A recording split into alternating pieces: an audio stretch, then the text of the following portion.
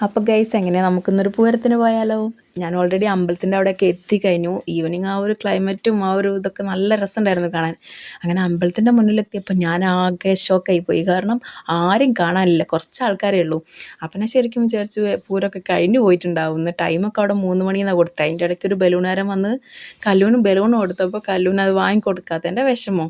പിന്നെ കുറേ ഇങ്ങനത്തെ വിഗ്രഹങ്ങളും കാര്യങ്ങളൊക്കെ ഉണ്ടായിരുന്നു. പിന്നെ ലാസ്റ്റ് കല്ലൂനൊരു ഐസ്ക്രീമൊക്കെ വാങ്ങിക്കൊടുത്തപ്പോൾ കല്ലു കുഴപ്പമില്ല സെറ്റ് എന്നുള്ള രീതിക്ക് അവിടെ ഓക്കെ ആയി. പിന്നെയാണ് നമ്മൾ വരവൊക്കെ ഇങ്ങോട്ട് തിരിച്ചു വരുന്നുണ്ടെന്ന് പറഞ്ഞത്. അപ്പോൾ പിന്നെ ഒരുപാട് ഹാപ്പിയായി. കാരണം കല്ലൂന് ആന എന്ന് പറഞ്ഞാൽ ഭയങ്കര ഇഷ്ടമാണ്. അതിനെ കാണിക്കാൻ വേണ്ടിയിട്ട് തന്നെ കൊണ്ടുപോയത് കേട്ടോ.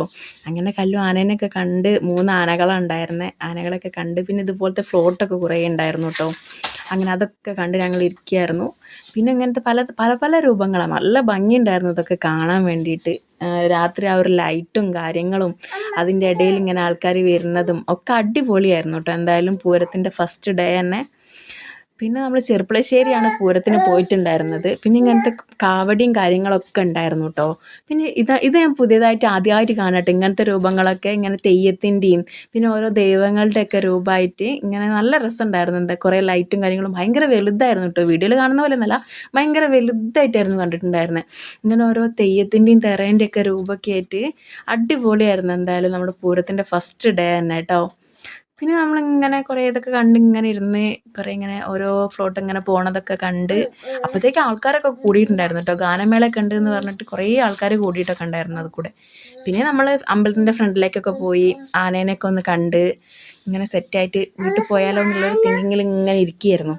അപ്പോൾ പിന്നെയും കല്ലൂന് ഇങ്ങനെ ആനേനെ കാണണം എന്നിങ്ങനെ ആന എന്ന് പറഞ്ഞിട്ട് പിന്നെയും ഞങ്ങൾ ആനേനെയൊക്കെ ഒന്ന് കൊണ്ട് കാണിച്ച് പിന്നെയാണ് ഞങ്ങൾ ഗെയ്സ് അതറിഞ്ഞത് ഞങ്ങളുടെ വണ്ടി പഞ്ചറായി. അവിടെ പോസ്റ്റായി. ഞങ്ങൾ ഒരു മണിക്കൂറോളം ഞങ്ങളവിടെ പോസ്റ്റായിട്ടിരുന്നു. ലാസ്റ്റ് പഞ്ചർ ഒട്ടിക്കുന്ന ആൾ പഞ്ചർ ഒട്ടിക്കാൻ വരാമെന്നൊക്കെ പറഞ്ഞ് വിളിച്ച് വരുത്തി.